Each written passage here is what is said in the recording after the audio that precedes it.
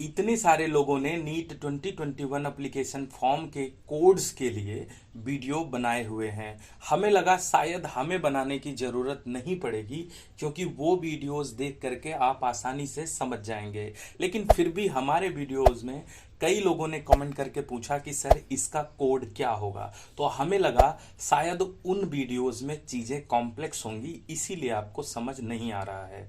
तो हमने सोचा क्यों ना एक आसान भाषा में आपको वीडियो बना करके इन 1 to 7 कोड्स को समझा दिया जाए।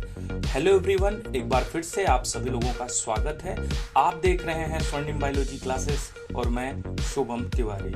तो अगर ये कोर्स आपको आसान भाषा में समझ आ जाए तो एक बार लाइक और शेयर जरूर कर दीजिएगा जिनको जरूरत हो।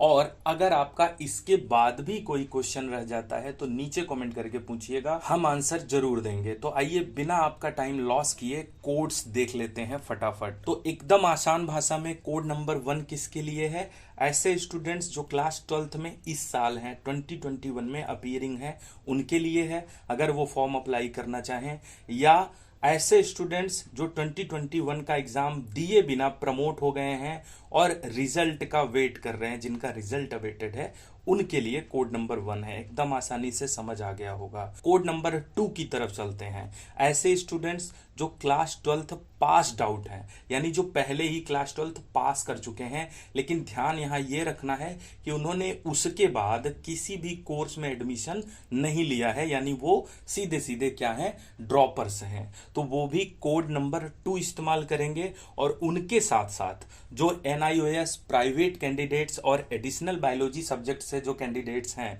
इस टॉपिक पे सबसे ज्यादा क्वेश्चन हमसे पूछा गया था, वो सभी लोगों को बता दें। हाई कोर्ट में ये चीजें मना कर दी गई थी कि आप एलिजिबल नहीं हैं। फिर सारे स्टूडेंट सुप्रीम कोर्ट में गए और वहां भी अभी ये पिटीशन डाला गया है, चल रहा है ये केस। यानी कुल मिला के ये है कि आप लोग फॉर्म डाल सकते हैं, आप एलिजिबल माने जा सकते हैं, और आपका कोड कितना होगा, 02। ऐसे स्टूडेंट्स जिन्होंने pre degree course, pre university course या इंटरमीडिएट कोर्स जो कि उसके समकक्ष है, बराबर है, किसी इंडियन स्टेट बोर्ड जैसे कि कर्नाटका से किया है, तो उनके लिए कोड नंबर 3 यूज होगा। कोड नंबर 4 की तरफ चलते हैं। ऐसे स्टूडेंट्स जो करेंटली इस टाइम में क्या कर रहे हैं, प्री प्रोफेशनल या प्री मेडिकल एग्जामिनेशंस में एडमिशन लिए हैं, पढ़ रहे हैं क्लास 12th के बाद।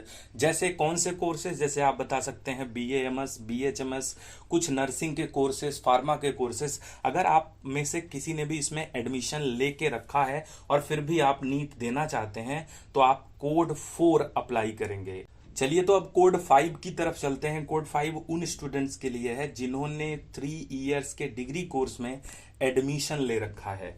मतलब जैसे कि BSc फर्स्ट ईयर में अपीयरिंग है, मतलब अभी पास नहीं हुए हैं, या BSc फर्स्ट ईयर पास कर चुके हैं और सेकेंड ईयर में है, तो ऐसे सभी स्टूडेंट्स कौन सा कोड यूज करेंगे, कोड नंबर 5।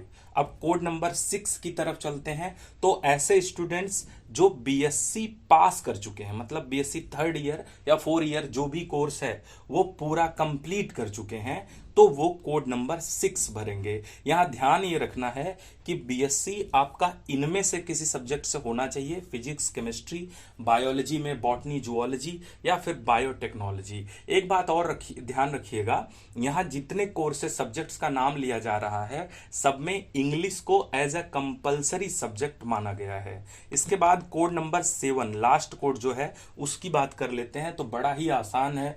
जो NRI, ओवरसीज या फॉरेन कैंडिडेट्स हैं, स्टूडेंट्स हैं जो बाहर से इंडिया में आके MBBS करना चाहते हैं नीट के थ्रू, उनके लिए कोड नंबर 7 होगा। और उनके लिए जो सब्जेक्ट्स हैं, जैसे उन्होंने वहां पर फॉरेन में अगर इंटरमीडिएट किया है तो वहां भी सब्जेक्ट कौन सा होना चाहिए, फिजिक्स, केमिस्ट्री एंड बायोलॉजी। तो लाइक करिए, शेयर करिए ऐसे अपने फ्रेंड्स को जिनको अभी तक कोड क्लियर ना हो पाया हो, और कमेंट करिएगा अगर आपका कोई क्वेश्चन अभी रह जाता है। तब तक के लिए be different, be unique, be yourself. Thanks.